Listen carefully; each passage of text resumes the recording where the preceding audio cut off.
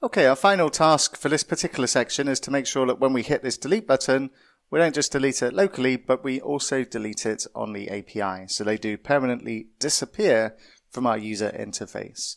So once again, we'll head back to VS Code, and we already added the logic for the deletion of an activity inside our agent.ts. So we'll go to the app.tsx and let's locate our deletion function. And all we need to do inside here is say set submitting to true. We'll use the same logic we had before. And then we'll say agent.activities.delete.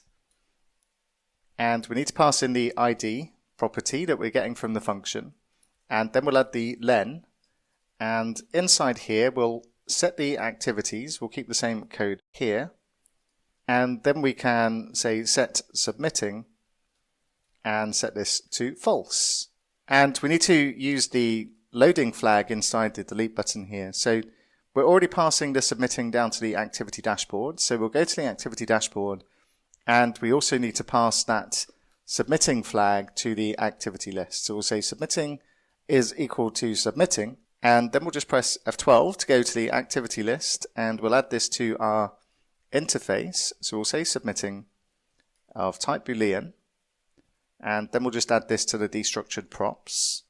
And then inside here, where we've got our delete activity, what we'll do is we'll just say loading equals loading. Or submitting in this case, I should say. And we should be able to go and test. So let's head back to our browser. Let's just refresh the page once again. And let's find our newly created activity and delete this one.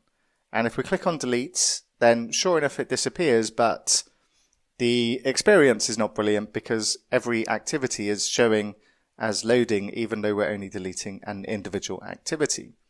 So we can fix this, and what we need to do is give our button some additional information so that we can recognize which button it was that we were actually clicking on. So inside this button, let's just move a few things down inside here. And what we need to do is give this button a name property. So we'll set the name equal to the activity.id. So each button is going to have a unique name, and then we can use this when we click on the activity. We can go ahead and set the name of the button we're actually clicking on. And what we'll do is we'll add a piece of state inside here, and we'll say const, open up the square brackets, and we'll say target and set target. And this is going to contain the name of the button. So we'll say use state, and we'll just set it to an empty string initially. And what we'll do is we'll create a function called handle activity delete. And this is going to take two parameters. It's going to take the event, or the click event that we're using from the button. And we'll also take the ID, which is going to be a string. And the event, well, what type is this going to be? And we'll come back and deal with this shortly, but for now, for convenience, we'll just use any. And what we'll do is we'll say set target, and we can say e.target.name. And then we can go ahead and use the delete activity method and pass in the ID. And then what we can do is we can scroll down to where our button is. And in the onClick event, we can pass the event as a parameter inside here. And then we can use our handle delete activity method. So we'll say handle activity delete. And the first parameter is going to be the event. And the second parameter is going to be the activity.id. So what kind of event is this? Now we've got event of type any at the moment, but when we hover over the onClick event, we can see that the event is a type of React mouse event and HTML button element.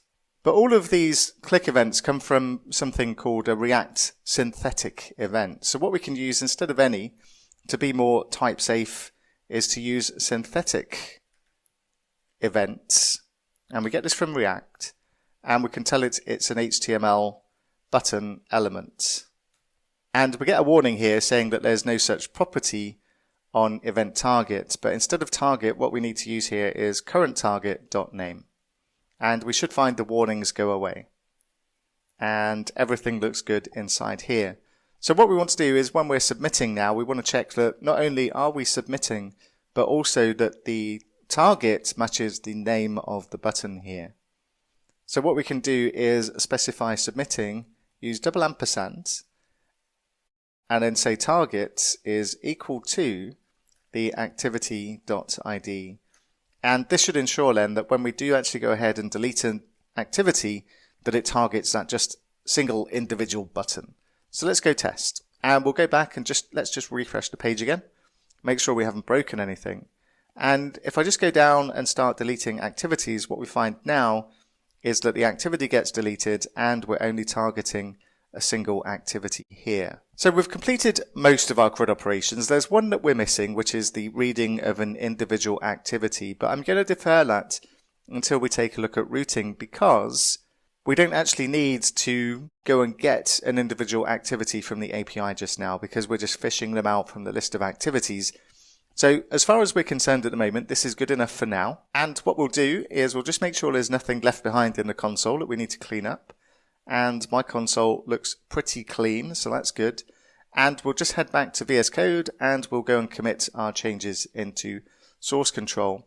Pretty short section, this one, not too much going on there. So I'm just going to stage my changes and then just say end of section 6 and commit these and then go and push these on up to GitHub. And we'll wrap this up with a summary.